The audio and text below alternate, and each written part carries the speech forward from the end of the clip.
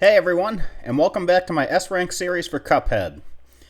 Today I'll be taking on Grim Matchstick. I remember really struggling with this one the first time I saw it several years ago. It definitely went better for me this time around, but I think I'd still put him around a B on a difficulty tier list. That does tend to be the case whenever your platforms are randomly generated, as you'll see. Let's go check it out. My setup for this fight will include the roundabout as my primary weapon, the lobber for my secondary, Super Art 1 for the extra damage, and the pea sugar charm. Now I don't usually use the lobber myself, but I'm actually going to use it more often than my primary weapon for this boss. Trust me, it puts in work. One of the other problems in this fight is that you can only get parries in the first phase, so I took the pea sugar to make that whole process easier. Now let's get started. There's a lot to look out for in Phase 1, so here we go. The first thing you'll notice is that you will constantly be moving towards the boss, so you have to keep jumping to the left. This makes the roundabout especially handy, since firing away from the boss will still hit him. As I mentioned before, the cloud platforms are randomly generated, which can put you in some bad situations through no fault of your own. There will almost always be a way to muddle through, but you can't count on matching my route exactly. You'll have to do some improvising. When he breathes in, he's about to shoot fireballs that move in a sine wave pattern. Sometimes they'll start by arcing upwards, and sometimes they'll start at the bottom. But either way, just wait for it to be at the apex or the trough and pass through. Hear that wobbling sound? That's your warning sign to get out of dodge. Direct your attention to the bottom of the screen because you can't be where the tail is sticking out, or you're going to take damage shortly. Now this is a crucial moment. If you see the swirls in his eyes, he's about to shoot beams at you.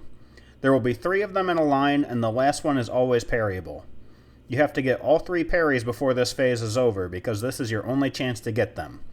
Look out for this attack and get ready to jump towards those pink rings. If you're having a hard time, you can stall a little bit during this phase and wait for the attack to happen a second time. Any longer than that, and you might fail the time limit.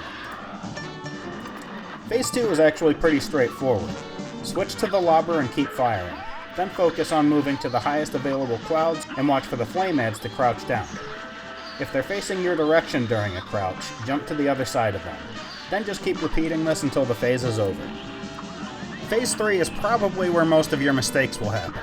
If you accidentally attack the fireballs, they'll split into 4 different projectiles, moving directly up, down, left, and right of where it was struck. This is harder to avoid, so it's best not to hit them at all. To counter this, don't hold the attack button in this phase. I try to time my shots between his attacks, and if I can get high enough, I'll jump up and fire a lobber while I'm off screen. This should take you out of range for one of those costly mistakes. When one of the heads opens his mouth wide, he's going for a flamethrower attack that affects the full row where it activates. When this is going on, you can keep the attack button held like normal, to get as much damage on the boss as possible. Stick to the high ground, and when the second flamethrower is finished, go back to being careful with your shots.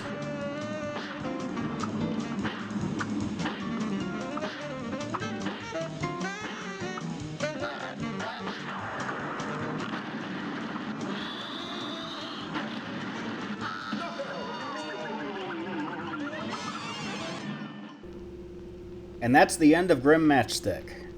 As always, if you enjoyed the video, leave a like or comment to help boost the channel, and consider subscribing to see similar content in the future. Thanks for watching, and I hope to see you again next time.